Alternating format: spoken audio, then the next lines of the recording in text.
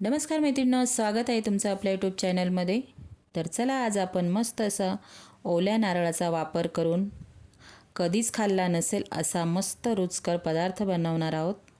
बनवायला एकदम सोपा, कमी वेळेत तयार होणार आहे आणि तुम्ही हा सकाळच्या नाश्त्यासाठी किंवा लहान मुलांच्या टिफिनलाही देऊ शकता मैत्रिणींनो, किंवा सकाळच्या नाश्त्यासाठी बनवू शकता। गोडाचा असल्यामुळे आपण हा पदार्थ सणासुदीला सुद्धा बनवू शकतो। तर चला मैत्रिणी, आपण रेसिपीला सुरुवात करूया। इथे मी काचेचा मोठा बाउल घेतलेला आहे।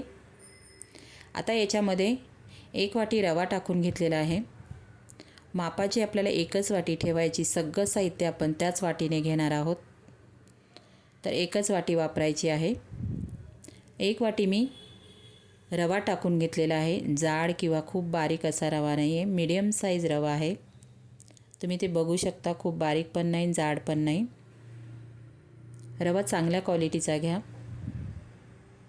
त्यानंतर आपण 1 वाटी दूध टाकणार आहोत त्याच्यामध्ये। 1 वाटी रवा घेतलेला आहे, त्यासाठी त्याच मापाने आपण इथे दुधाचा वापर करणार आहोत। दूध टाकल्यानंतर व्यवस्थित असं सगळ्या रव्यामध्ये दूध मिक्स करून घ्यायचं आहे चमच्याने। तुम्ही बघू शकता, पूर्ण दूध रव्याने शोषलं आहे। छान असं व्यवस्थित सगळा रवा दुधामध्ये मिक्स करून घ्यायचा आहे। इथे मिक्स झाल्यानंतर आपण झाकण ठेवून 5 ते 6 मिनिटासाठी ठेवून देणार आहोत। तर इथे बघू शकता, आपलं सगळं व्यवस्थित असं मिक्स झालेलं आहे। आता याच्यावरती झाकण ठेवून 5 ते 6 मिनिटासाठी ठेवून द्यायचं आहे साईडला। तर आपले इथे 5 ते 6 मिनिट मैत्रिणींनो झालेले आहेत। आता आपण खोलून बघूया।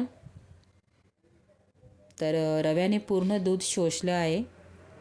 1 वाटी रवा, 1 वाटी दूध। आता याच्यामध्ये आपण काय काय साहित्य वापरणार आहोत बघा। आपण ज्या वाटीने रवा घेतला त्याच वाटीने आपल्याला ओलं खोबरं घ्यायचं आहे मैत्रिणींनो। खोबरं म्हणजे नारळ फोडल्यानंतर जी काळी पाट असते वरती, ती आपल्याला काढून घ्यायची आहे आणि मिक्सरला फिरवून घ्यायचं आहे।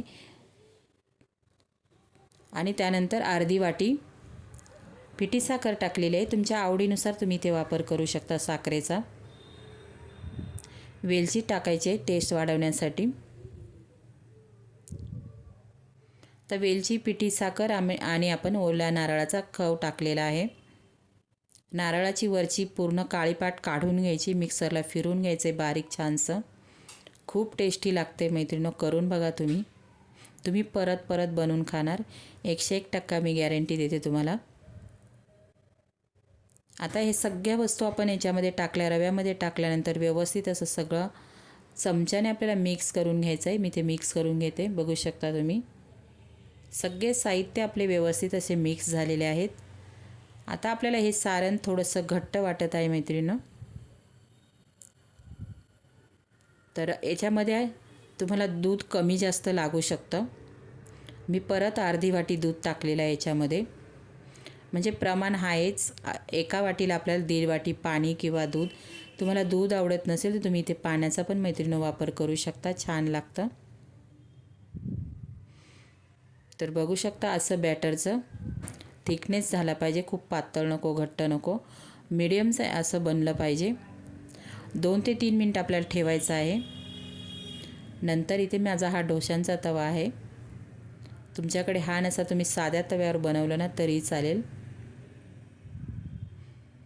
तर मी तूप टाकून घेतलेलं आहे। तुम्हाला तूप आवडत नसेल तर तेलाचाही वापर करू शकता मैत्रिणींनो।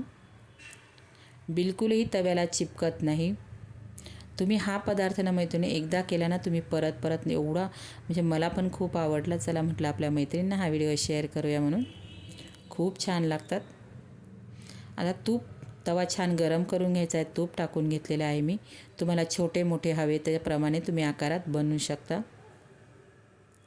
झाकण ठेवायचं आहे मिनिटभर, आपल्याला लगेच पलटले जातात ते। साईडने थोडंसं मी तूप सोडून घेतले, मस्त तुपावरती खमंग असे भाजून घ्यायचे। आपण जो नारळ मिक्सरला फिरवून टाकले नाही मैत्रिणींनो, ते खाताना एकदम मस्त अशी चव येते। तुम्ही कोणाला बनवून दिले ना तर वाटणारही नाही रव्याचे आहेत म्हणून. खूप छान असा गोडाचा पदार्थ मी तुमच्या बरोबर शेअर केलेला आहे मैत्रिणींनो.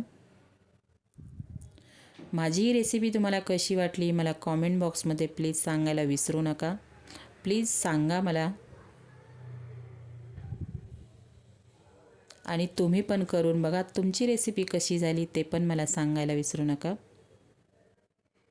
कमी गॅसवरती छान खरपूस असे तुपावरती आपण भाजून घेणार आहोत सगळे. बघा एका वाटीमध्ये ना जवळजवळ 7 ते 8 तयार होतात. अगदी आपला पोटभरीचा 4 ते 5 माणसांचा नाश्ता होतो. तर आता मी सगळे एक एक करून भाजून घेत आहे.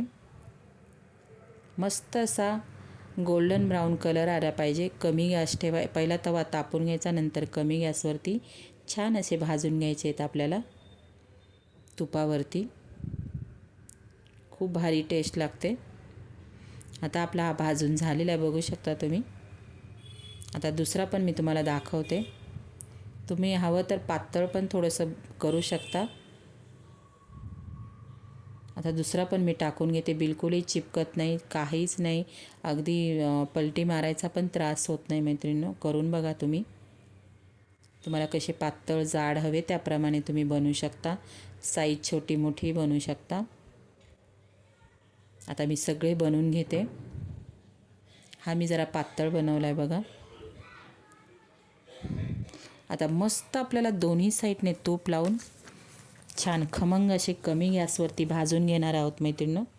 नक्की तुम्हाला म्हणजे आता हे कसं उन्हाळा चालू आहे, तुम्ही नक्कीच मुलांना बनवून द्या. आणि सगळं पौष्टिक आहे याच्यामध्ये. रवा, आपण नारळ टाकलेला आहे. याच्यामध्ये तुम्ही काजू बदाम बारीक चिरून तेही टाकू शकता. आणि मेन म्हणजे आपण तुपावरती मस्त असे भरपूर तूप लावून खमंग असे भाजलेले आहेत. तुम्ही माझे व्हिडिओ कोणत्या शहरातून गावातून बघतात प्लीज मैत्रिणी मला एक कॉमेंट करा. म्हणजे आपली YT फॅमिली कुठपर्यंत पोचली तेही कळेल मला. आपले व्हिडिओ कुठपर्यंत पोचतात. तर दुसरा पण बघा मी तुम्हाला भाजून दाखवलेला आहे तुपावरती. बिलकुल चिपकत नाही आणि टेस्टला अप्रतिम लागतो. मला 101% खात्री तुम्ही नक्कीच बनवून बघणार मैत्रिणींनो. तर दुसरा पण आपला भाजून झालेला आहे.